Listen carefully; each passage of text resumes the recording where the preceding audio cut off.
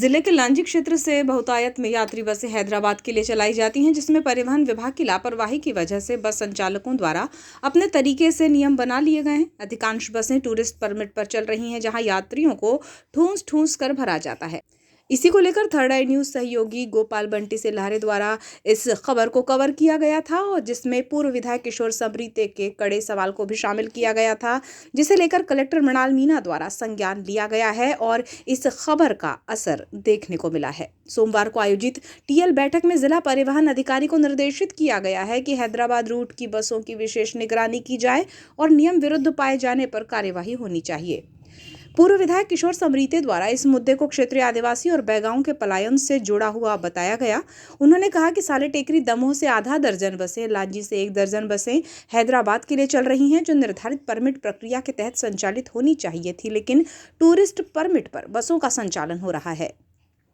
पूर्व विधायक ने और भी कई गंभीर आरोप लगाए थे। उन्होंने कहा कि बस संचालकों की जिला परिवहन अधिकारी से गहरी सांठ-गांठ है, जिस वजह से क्षमता से ज्यादा यात्रियों को हैदराबाद लाना ले जाना किया जाता है। उनका कहना है कि इसमें 3 राज्यों की एनओसी होनी चाहिए, लेकिन इसमें बड़ा खेल चल रहा है।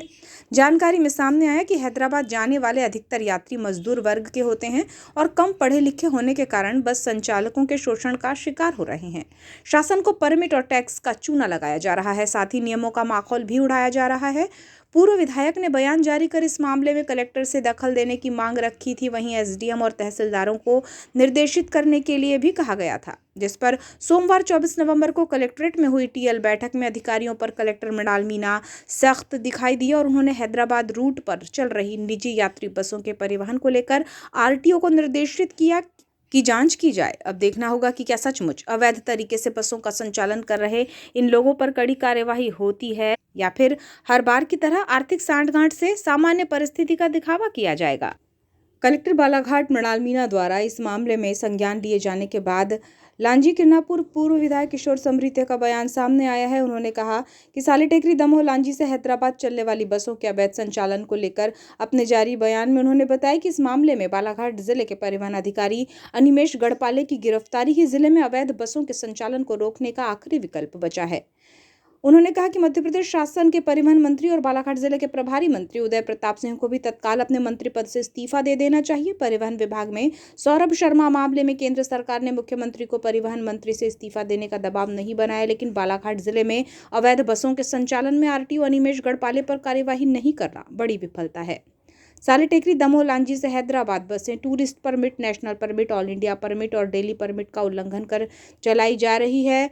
आरटीओ द्वारा परिवहन मंत्री की बात न मानते हुए अनसुना कर दिया गया। परिवहन और जिले के प्रभारी मंत्री की बड़ी विफलता है। 24 नवंबर को परिवहन और प्रभारी मंत्री बालाघाट के निर्देश पर कलेक्टर बालाघाट द्वारा जिला परिवहन अधिकारी बालाघाट को नियम विरुद्ध साले टेकरी दमोह लांजी से हैदराबाद चलने वाली अवैध बसों पर कार्यवाही करने टीएल बैठक में सभी विभागों और अधिकारियों के सामने निर्देशित किया गया, लेकिन आरटीओ द्वारा कलेक्टर के निर्देश को भी अनसुना कर दिया गया और इस मार्ग पर बसें बेरोक टोक चलाई जा रही हैं। दूसरी ओर पुलिस थाना लांजी किरनापुर, एसडीएम लांजी और एसडीएम किरनापुर भी अवैध बसों के संचालन पर कोई कार्यवाही नहीं कर रहे हैं।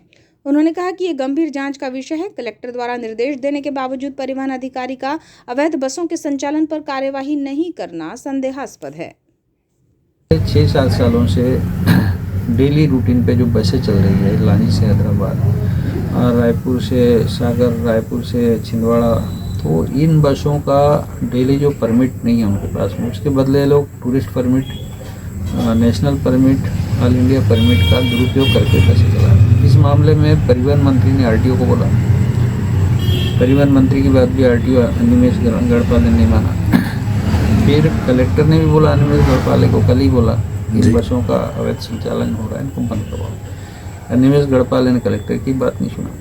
मेरा कहना, जीएडी के रूल है, क्लास 1 अधिकारी है, 3 साल से ज़्यादा उसकी पोस्टिंग हो गई, भ्रष्टाचार के अनेकों को आरोप है, तो उसको यहाँ से हटाना चाहिए। और ये जितनी बसें चल रही है इसमें कलेक्टर को और मंत्री को लोकल थानेदार से पूछना चाहिए, लांजी के थानेदार से कि कैसे चल रहा है, लांजी के एलडीएम से पूछना चाहिए अवैध बसों का संचालन कैसे हो रहा है, आपकी ड्यूटी क्या है जी।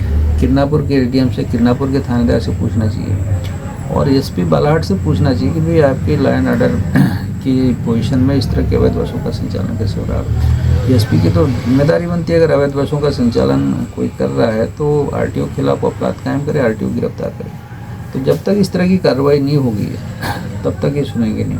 दूसरा, इन अवैध बसों के संचालन से आरटीओ की संपत्ति 10 गुना बढ़ गई जी। कोई सचान औचान के घर के बाजू में उसने प्लाट खरीदा बालाहाट में, और बहुत सारी बातें। तो सवाल ये नहीं है, सवाल ये है कि आरटीओ को के खिलाफ परिवहन जो मंत्री है, जो अपने बालाहाट में का प्रभारी, उसको एक काम करना चाहिए। एक तो उसका शिष्टाचार जो स्वागत होता है, जो आरटीओ कराता है, जिसको प्रोटोकॉल में होता है, चाय पानी नाश्ता, वो उसको बंद कर देना चाहिए। दूसरा, उसको तत्काल प्रभाव से हटाना चाहिए, और सारी बसों के खिलाफ जब्ती की कार्रवाई होना चाहिए। उनके संचालन करने वाले लोगों के खिलाफ एनएसी की कार्रवाई होना चाहिए, तब जाके ये मामला बनेगा। नहीं तो लोगों की हिम्मत बढ़ते जाती है। मैंने देखा 2 दिन पहले कुछ लोग यहाँ के जो बहुत छोटे लोग हैं, वो आरटीओ को पैसा दे के आ रहे हैं, बसें फिर चलवा रहे हैं। तो उनकी नज़र में ना कलेक्टर का कोई मतलब है, ना परिवहन मंत्री का कोई मतलब है, ना लोकल प्रशासन का कोई मतलब है। उनके लिए आरटीओ बढ़ा देंगे। तो उस आरटीओ को जब तक आप छोटा नहीं करोगे और इन बसों के अवैध संचालन करने वालों के खिलाफ